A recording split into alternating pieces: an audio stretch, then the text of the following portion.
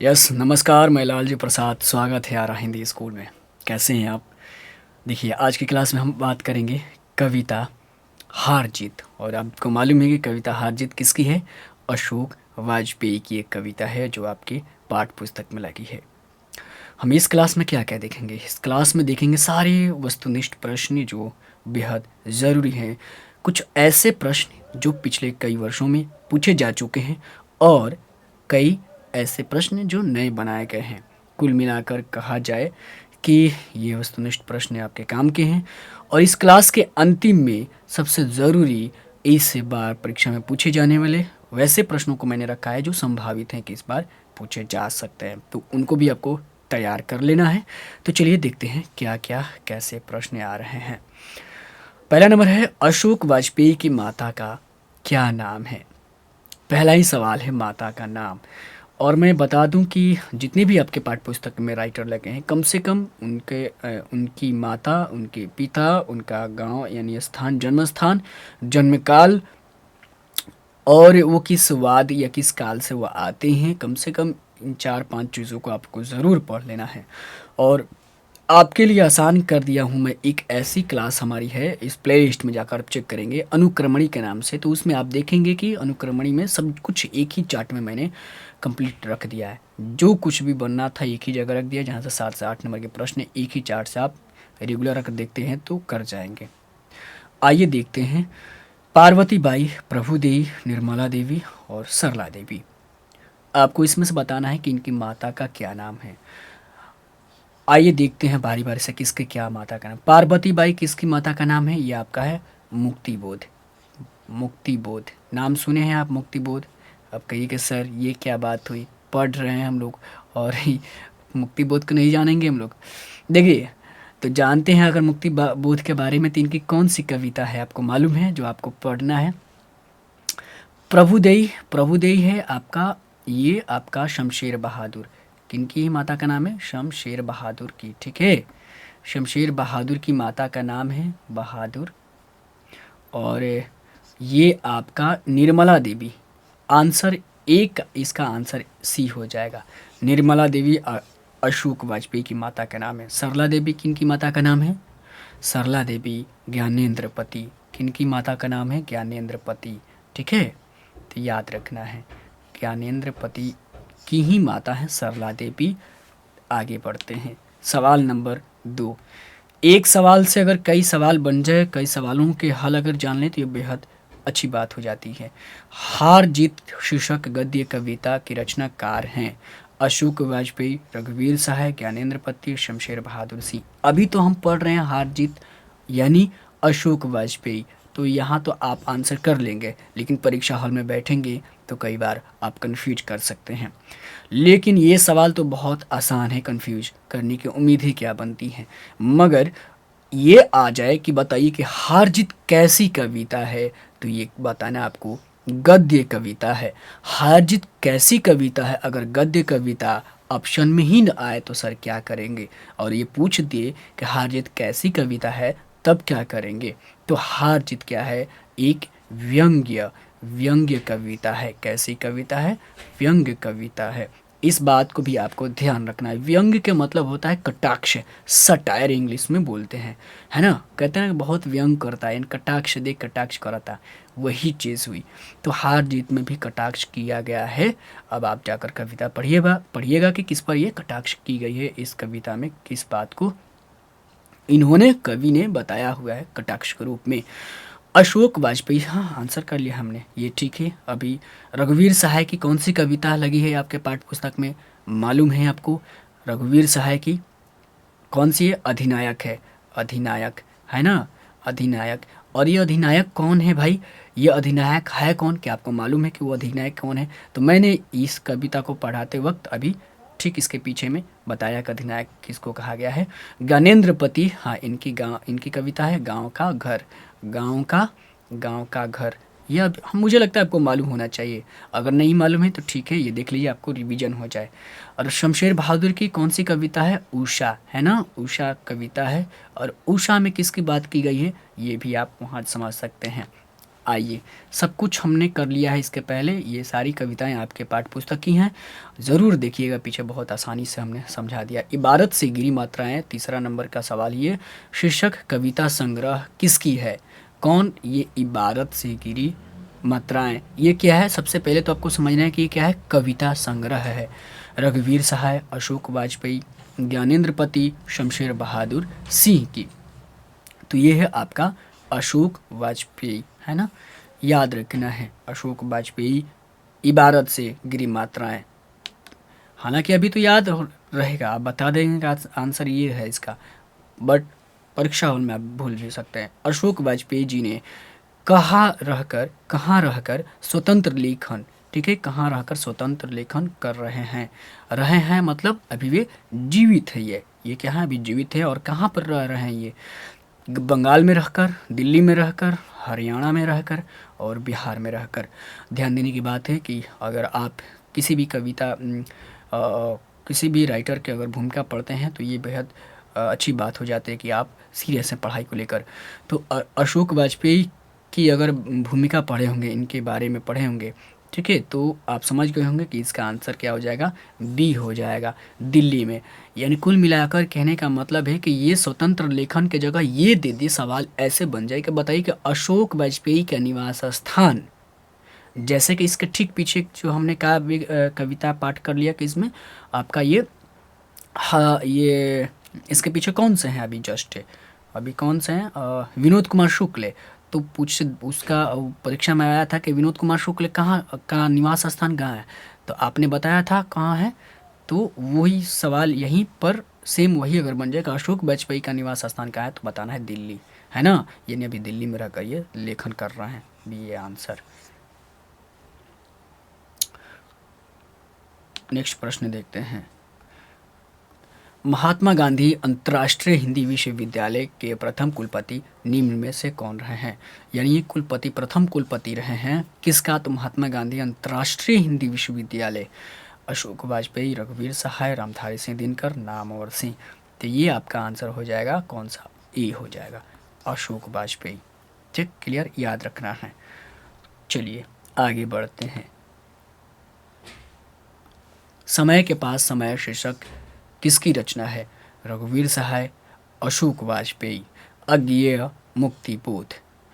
समय के पास समय क्या है, ये काव्य संग्रह है और ये है आपका ये अशोक वाजपेयी का। रघुवीर सहाय का याद है कोई काव्य संग्रह आपको याद है कुछ, हैं? सीढ़ियों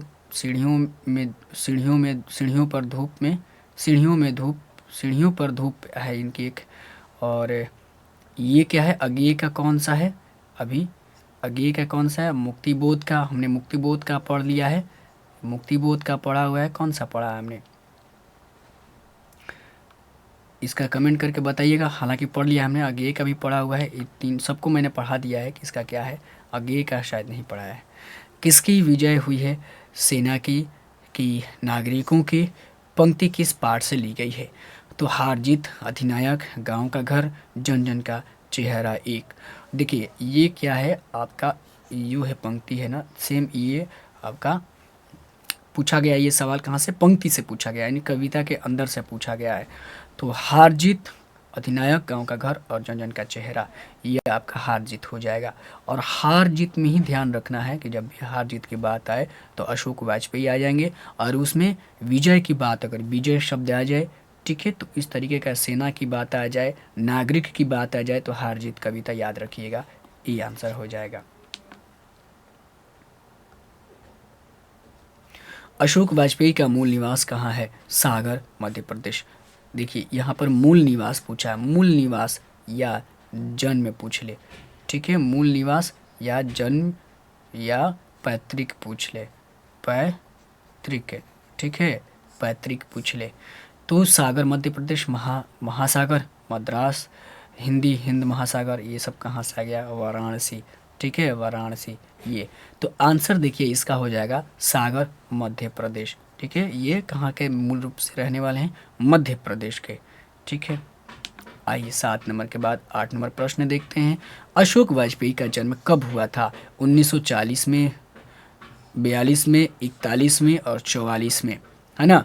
तो अशोक वाजपेयी का जन्म होता है अशोक वाजपेयी 41, ये आपका हो जाएगा 41, सी आंसर हो जाएगा।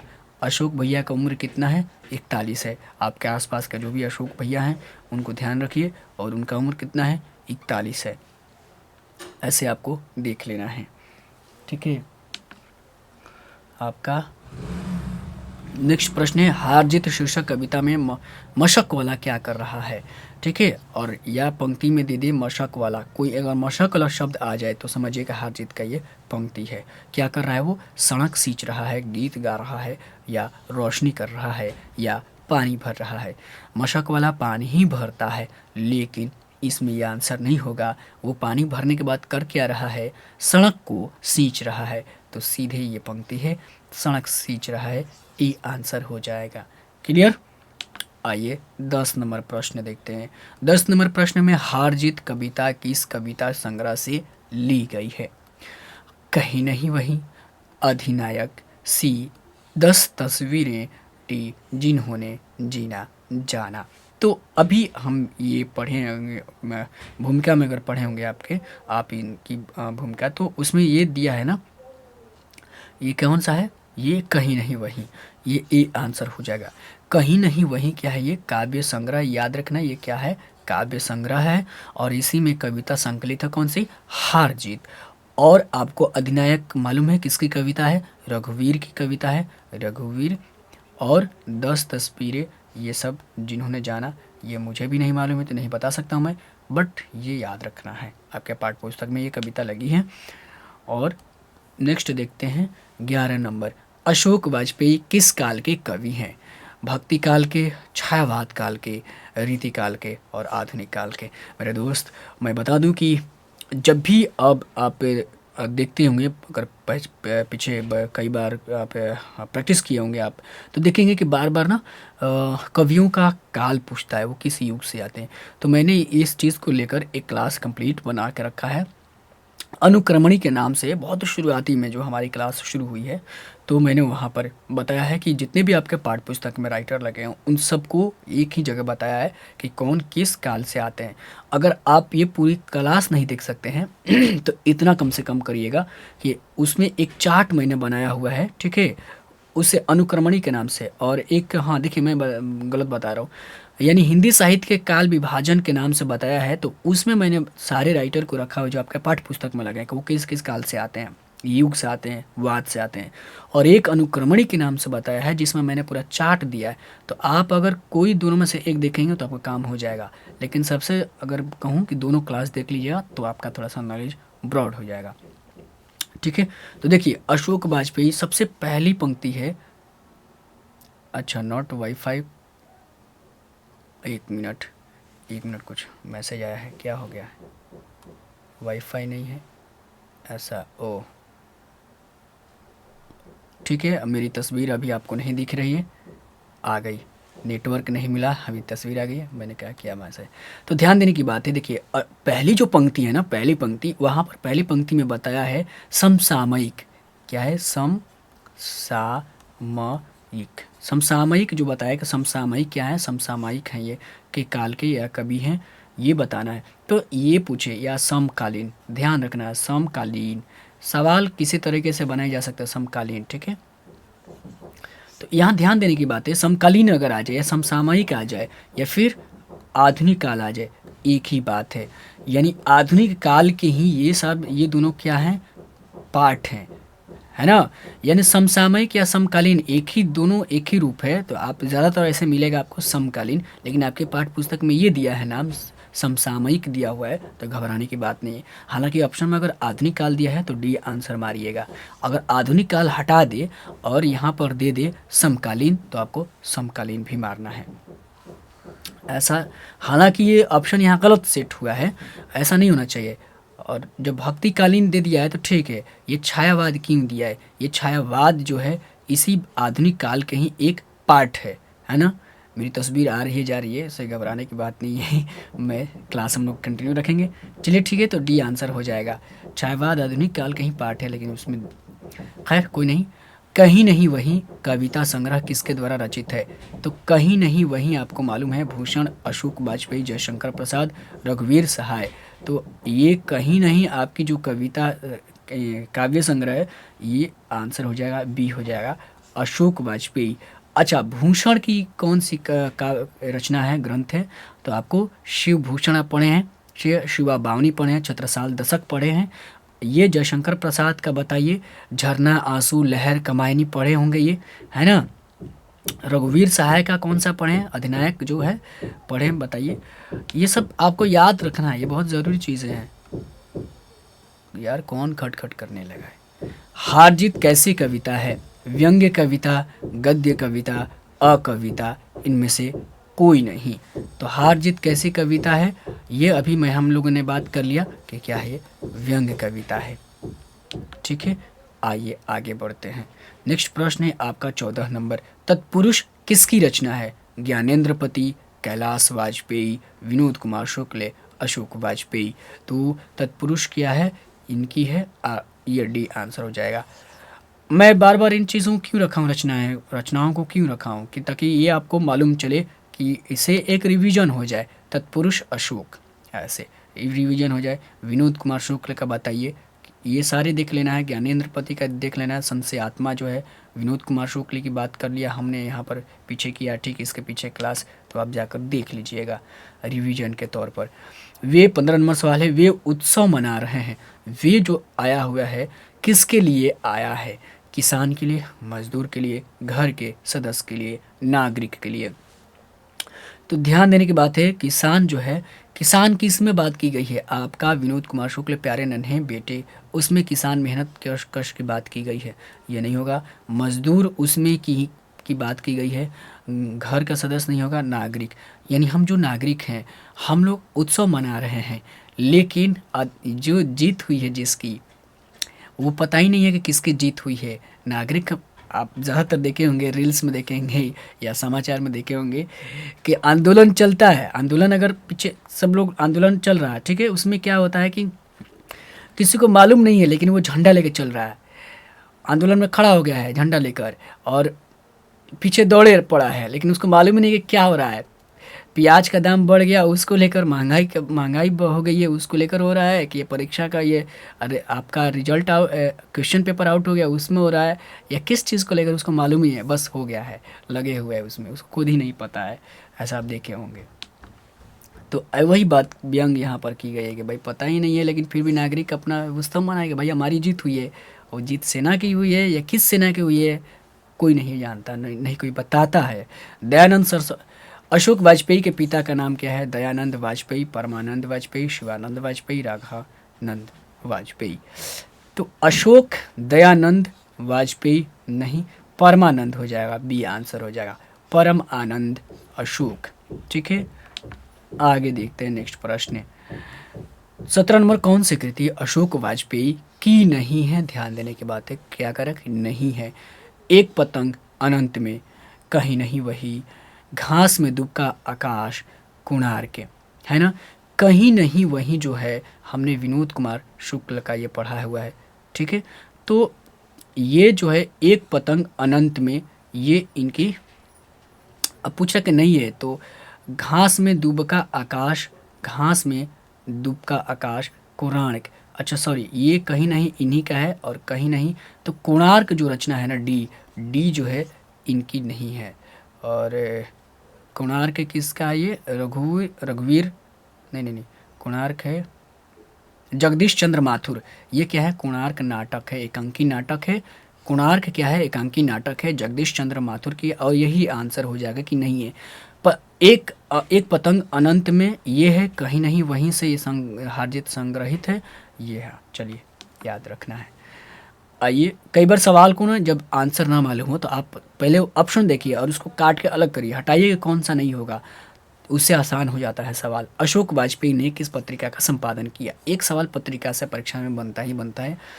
राष्ट्रवाणी, हुंकार, युगधर्म, पूर्वग्रह।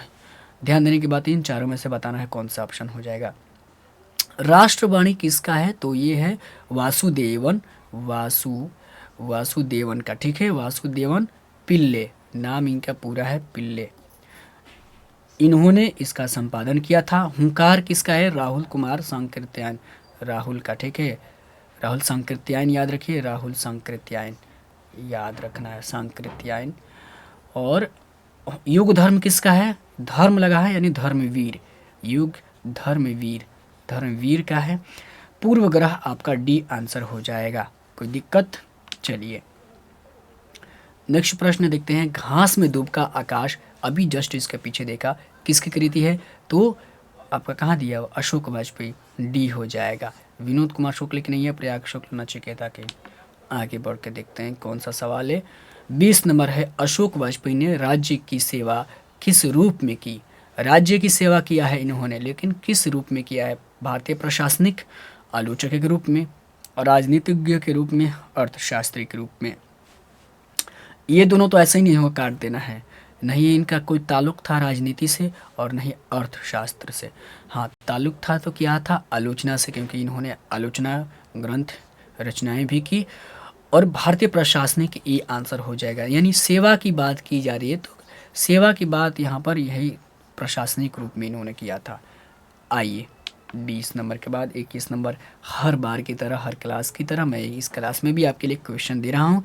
अशोक वाजपेयी का जो जन्म है कहाँ हुआ है यहाँ पर, ठीक है, का जन्म जो है कहाँ पर हुआ है ये आपको बताना है। कमेंट करिएगा, अशोक वाजपेयी का जन्म, नाम लिख दीजिएगा, हुआ था, कमेंट में आपको करना है, ये बताना है कहाँ हुआ था, वो नाम बताना है। चलिए अब नेक्स्ट प्रश्न देखते हैं, मतलब ये बहुत ज़रूरी है आपके क्लास के लिए इस बार संभावित प्रश्न, यही उत्सव क्यों और कौन मना रहा है, या उत्सव का तात्पर्य क्या है? 2 नंबर का ये प्रश्न आपका बनने वाला है। सड़क क्यों सींचा जा रहा है और कौन सींच रहा है भाई, ये ठीक है, 2 नंबर का ये प्रश्न बनेगा। बूढ़ा मशक वाला क्या कहता है? अच्छा वो मशक वाला है तो क्या है भाई? बूढ़ा है, वो क्या कर रहा है? तो यहाँ पर 2 नंबर का ये प्रश्न बनेगा। हार जीत कविता का सारांश लिखना है, 5 नंबर का ये प्रश्न बनेगा इस बार, तो संभावित है ये, तो इसलिए इसको तैयार कर लेना है। और हार जीत कविता बहुत छोटी है, कोई ज़्यादा बड़ी नहीं है, बहुत आसान कविता है, देख लेना है, पढ़ लीजिएगा एक बार, समझ में आ जाएगा। और यहाँ पर हमारी क्लास ओवर होती है। अब बताइए कि आपको ये क्लास कैसी लगी, क्या कुछ सीखें, कुछ रिवीजन हुआ, कुछ ऐसा फील किए पॉजिटिव?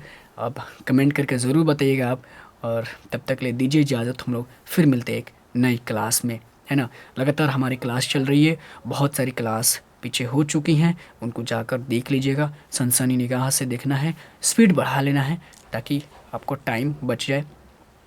और कुछ भी अगर डाउट हो तो कमेंट ज़रूर करिएगा, अपनी भावना यहाँ पर प्रकट करिए, है ना, थोड़ा सा मुझे भी पॉजिटिव फील होगा। बहुत बहुत धन्यवाद। जय हिंद, जय भारत।